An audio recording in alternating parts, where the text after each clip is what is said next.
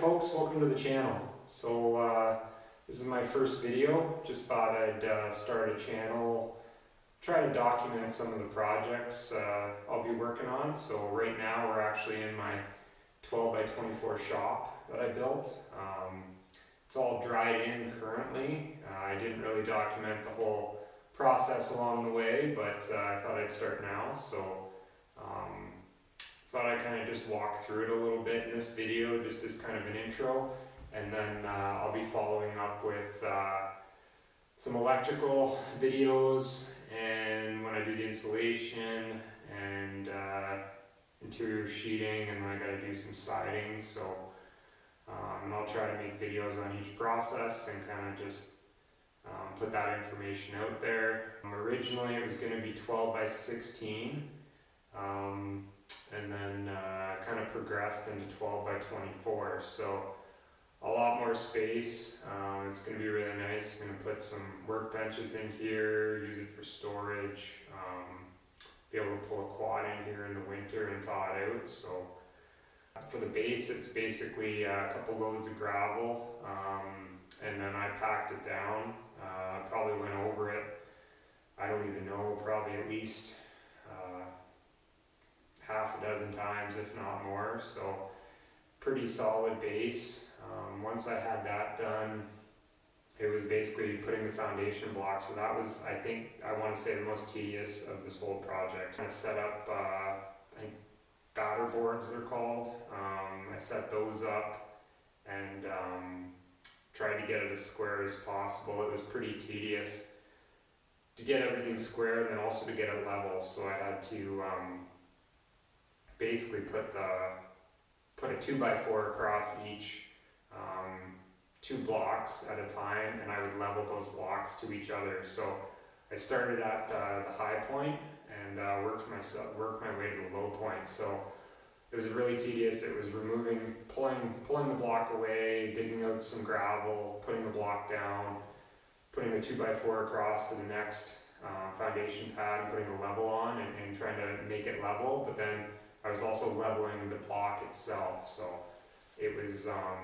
pretty tedious. It took 2 or 3 days, I'd say, to do that for 15 blocks. Once I had that done, basically I went into putting the 6x6s down. So putting the 2 12-foot 6x6s for 24 feet, and I basically used these tie straps, Simpson tie straps in the middle to put them together. So we ran basically, I guess, a total of 6 6x6s,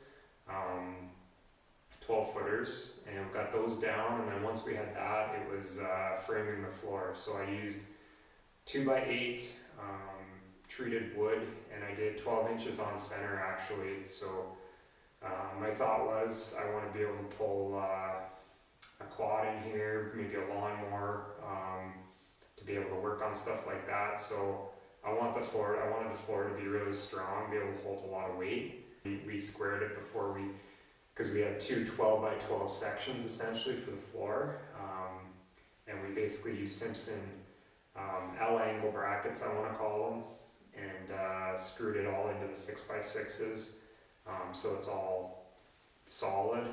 After we had the floor framed, before I sheeted it, I wanted to insulate the floor. So I kind of went back and forth on this. I didn't really know if I wanted to insulate the floor or not, but I figured, I may as well do it and spend the money now, because if I don't, I'd regret it later. If it's something I want to go back and do, it'd be very difficult given the way I've kind of planned this out. So I used, I believe it was 1.5 inch rigid foam insulation, and basically that was a slow process too. So I cut all the sections for in between the floor joists to fit, and then I used little pieces of treated wood for blocking, and I dropped those down about 3.5 inches, and that just keeps the foam kind of in place under the floor. And once I had that all done, I put a vapor barrier over the top, and then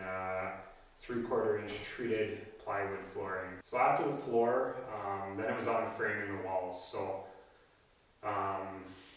The one thing too I should mention is when I was planning this out, it was really hard I found to draw it up. So I actually came across this program called SketchUp, which I'm sure people are familiar with.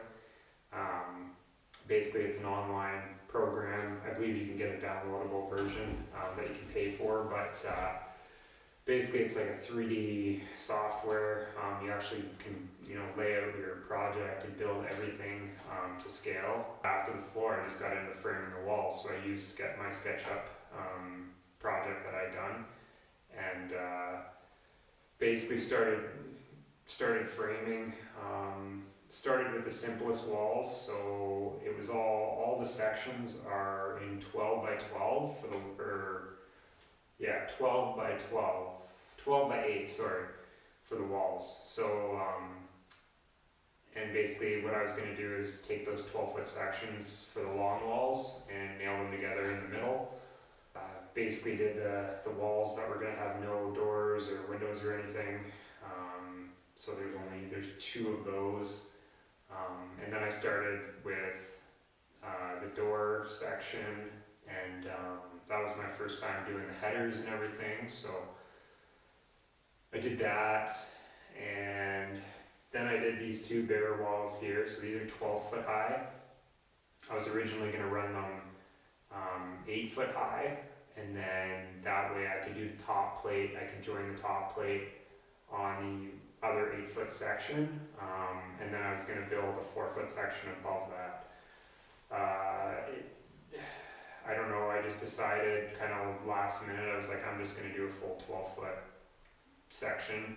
So I did 2 12 by 12 sections, and they're basically the same. They've each got a window in them. The windows were both 2 by 4, 2 foot by 4 foot windows. So I did that, and then did the garage door opening. So that was fairly challenging. I used a really big header for that. I used 2 by 10s, I believe, and did that wall. Once I had all the sections done, then it was time to stand them upright and kind of get them into place. So basically got them up, got them kind of tacked into place, fairly level, checked the level kind of throughout, and then once that was done, it was basically onto the rafters. So for the rafters, I did 2 by 8s again, and I did 16 inches on center. Originally I was going to do 12 inches on center because I was worried about snow load, but I went with the 16 inch on center, which is I think more than enough. It's a single pitch roof. It's a 412 pitch. So that was really tedious. It was basically doing the bird's mouth cuts on all the 2 by 8s.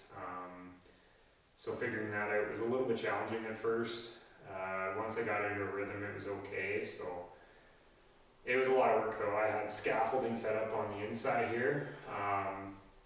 Basically I do a bird's mouth cut on the low side, get it kind of up and in place, and then go up on the scaffolding and kind of mark it where it was going to sit on the top plate for the 12-foot wall, and then bring it down, cut that, go up and check it again. So it was a lot of up and down and back and forth, and it took probably 3 days working by myself to get the rafters up and in place. I used hurricane ties for each one. The end rafters, I ended up doing 2 2 by 8s with a 1/2 inch piece of plywood in between, sandwiched. So basically that would come out to 3.5 inches, which is the width of a 2 by 4, because I still had the triangle pieces to fit to frame on the ends. I wanted a 2 by 4 to perfectly sit in between, and then that way when I'm sheeting the inside, it would all be flush and line up. So those were a real pain, and they weighed a ton, but I got those up and in place. So once I had the rafters done, then it was on to the basically the blocking around the tops of the rafters, in between each rafter and the top plate, where it was going to meet the sheeting for the roofs. And once I had that, it was onto the fascia boards. So fascia boards I basically did myself, which was super sketchy. I don't want to do that ever again. I use these little handmade jigs, which I might show you later on, basically to get the boards up on one end, and then so I could get the other board up by myself, and then I used a combination of nails and screws to get those into place. But use treated wood on those, just because they're going to be probably exposed. Yeah, so once that was all done, then it was basically on to sheeting the roof. 7/16" plywood. So did that. I had a few people helping me, so that went really quickly. Sheeted all the walls, wrapping it.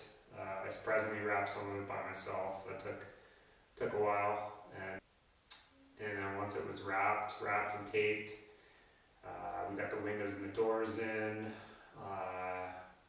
I put the roof on November 5th, actually, right before snow started flying. So a buddy of mine came out and helped, and we got that done in a day. And then after that, it was just the garage door. So I bought this garage door. I'll do another video on that, but bought it used for $200, and it was missing some parts. It had some broken hinges, and it took a while to get it up and get in place. And I think I'm going to do a video just on kind of tips for people looking to put up garage doors, because it was doing it for the first time. It was a bit of a pain, and I did kind of a seal on the bottom. It's pretty custom, I'd say. I'll have to show it in some video.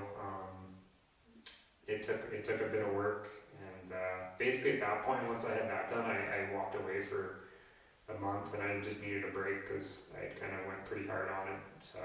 Again, I started this September 26th, I think is the first photo that I showed, and had the roof on November 5th. So, and garage door was kind of in place, and I was working on it throughout November. But now I'm basically just at the electrical stage. So yeah, going forward, hopefully have an electrical video and kind of go step by step through that, and maybe some tool reviews, and yeah, other projects in the future for sure. So anyways, if you like this video, like and subscribe, and yeah, hopefully more to come.